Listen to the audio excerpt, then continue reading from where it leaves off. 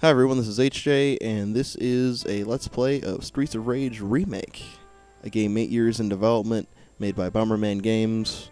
Apparently these guys like Streets of Rage enough to incorporate Streets of Rage 1, 2, and 3 together with new elements and sprites and characters to make an 8-year-long remake. So without further ado, 1 year after the battle.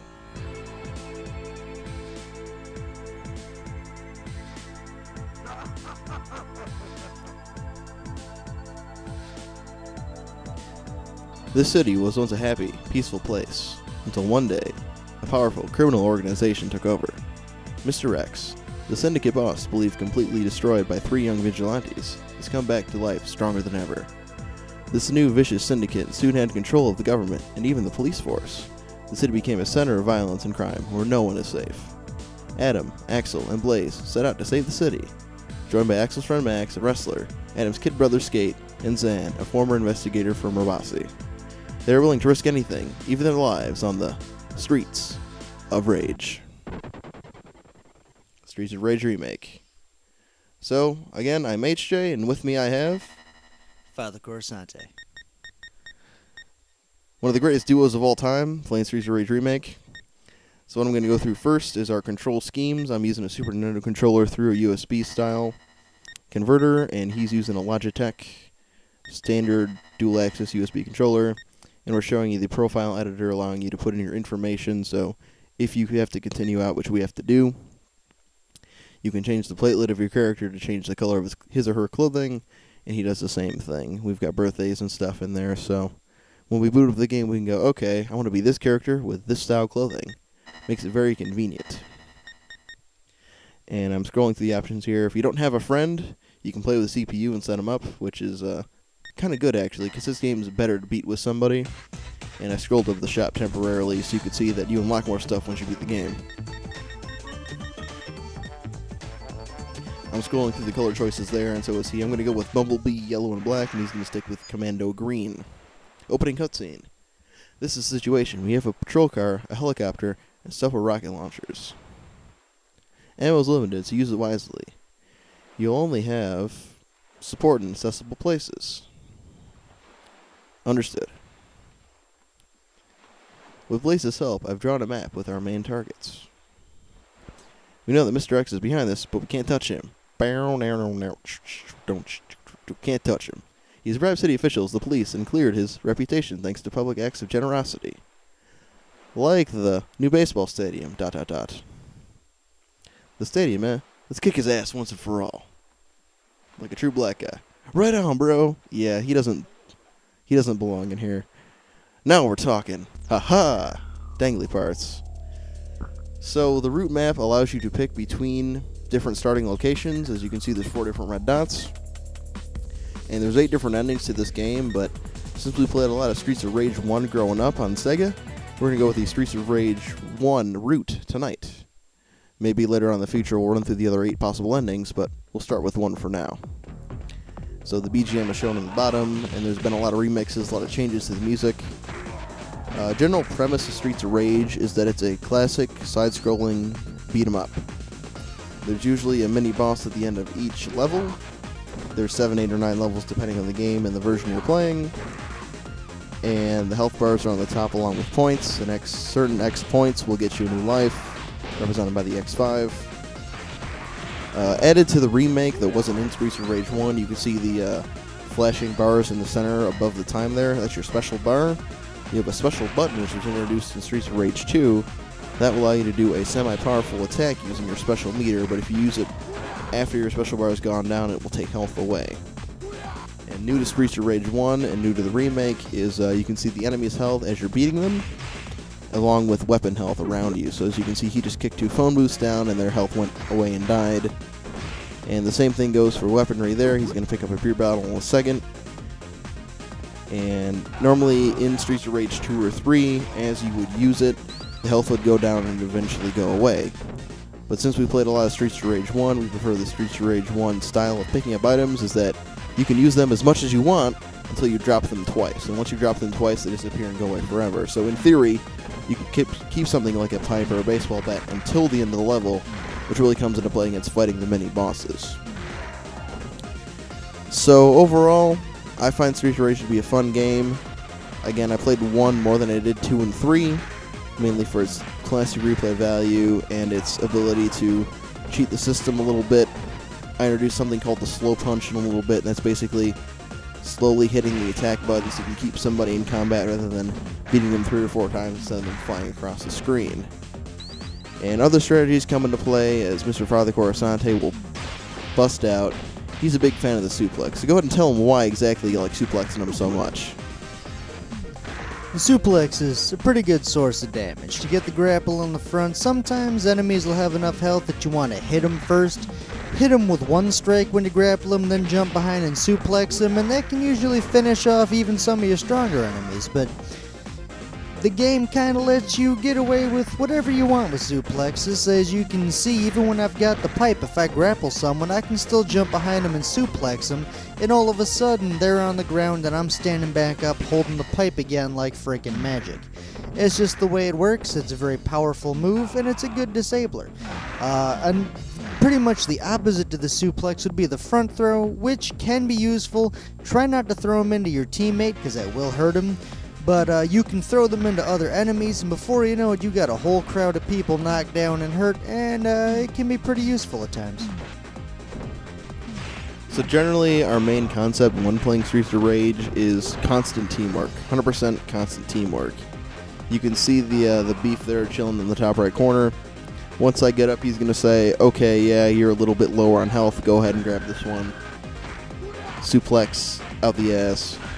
And we do this constantly back and forth. I mean, it's not going to be commentated as much as it should be, but always constant teamwork between us, because we know the only way we're going to get to the end of the game is if we work together.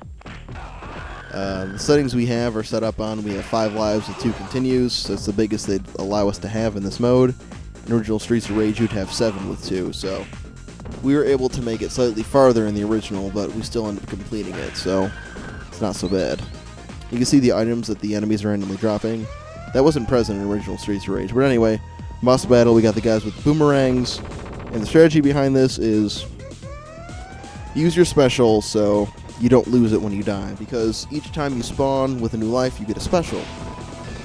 So usually our strategy is, okay, we'll use the specials right away, and we'll see how much we can damage them. And then from there, if one of us dies, okay, we get a 3rd special and we use it, because the next time you start a new level, you get another special per guy as long as you didn't die. And regardless of where your health bar is at, it goes back up at the top. So anyway, our first boss here, Antonio, I guess we're going to call him. Him and his twin brother, Antonio, throw boomerangs at us. And we didn't realize this until later on, but apparently you can block their boomerangs by either punching or kicking them away. And I wish we would have known that earlier, but you can see that I die, so when I come out, I use the special to make sure that we finish these guys off. And we'll constantly do this a lot throughout the run-through.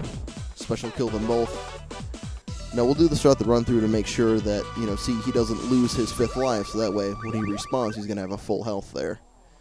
And we'll do this a lot. Say I'm about to die, we'll have him fight forward a little bit. Cutscene, I'll shut up. What did you find out about Adam? There's some information knows more about Mr. X. But he lives in a syndicate-ridden neighborhood. Then what are we waiting for? I don't know, probably the cutscene to end. And the black kid to shut up. So as you can see, he comes back with full health, and we both had 2 specials starting at the beginning. So you'll see us work together once in a while to make sure that if I'm about to die, he'll fight forward so I can grab the next health, and vice versa. This is so we can save lives and save continues, because I don't know if you've ever played Streets of Rage. If you have, you'll understand where I'm coming through. This game isn't exactly easy. And I don't know if you noticed my running attack, which I like to bust out a lot. We're going to call it My Grandpa. And I say this because my guy sprints forward and punches some dude in the dome, and it sounds like he's saying, My Grandpa! And I don't know what he's actually supposed to be saying. I'm sure I can look it up in the wiki and tell you. But anytime I run and kill somebody, we're going to call it getting grandpa'd, okay? Just something you're going to have to deal with for the next hour and a half. Getting grandpa'd. And as you go through the game, as you can see, the random cronies you face will change color and name in the top thing below our health. This is to make them slightly more difficult as you continue. and we determine he's got lesser health than I do, but he has one more life than I do, so we're debating between. I think I eventually go take the health. Yeah, I do, because he's got the life advantage, and you'll see this happen a lot between us. So I'll make like a move where I pick up the health, and I probably shouldn't, but this is so we can continue on and have everything be fair. And normally when we play Streets of Rage, the exact opposite thing happens. He normally has less lives than me by the time we get to the ending. And that little guy right there, the little thing that looks like Captain America, has an extra life. So I pick up that one, and we get another one, so he takes that one, so everything works. It's actually the 3 characters from the original game. It's just very poorly drawn and pixelated, but that's 3 guys. The black guy, the white guy, and the chick. That's actually what that symbol is. I don't know, I think it still looks like Captain America, but whatever. And if you want to go ahead and take a running total how many times FatherCorasante suplexes people, go right ahead. I'll probably give you a cookie, a spot on my YouTube channel, whatever you want, because I'm not taking the effort to do that. If I had the time to sit through and count suplexes in an hour and a half, I could easily be recording another commentary for something else. So you can see the random classes of enemies that pop up. The ones with the whips, we call the kinky bitches, because they have whips. And they come in many different colors. Your basic guys, you saw originally wearing the blue with the orange hair. She got a really good hit on us there. Damn. The Garcias, and they eventually changed color and name. And then we have the random guy. Yeah, those are the Garcias there, in the green, and they change color and they turn into Gideons. We have guys later that are a little bit stronger. They do like the slide kick, and they originally come in yellow and purple. The green ones turn into turtles, so we're going to call them turtles. Anyway, you can see our strategy here. He's saying, I have less health, I have less lives than you, so I grab the pipe instead. Which ones are the renegades? The purple turtles are the renegades, I guess. You can see the Garcias there in classic blue. And currently we have a pipe and a bat. These are mainly our weapons of choice, the longer range weapons, so we can bat guys away and not have to worry about them, because close quarters combat sucks if you can avoid it, right? Obviously the guys in grays are the ninjas. They have their own names. Ao Hato or whatever, at Hato.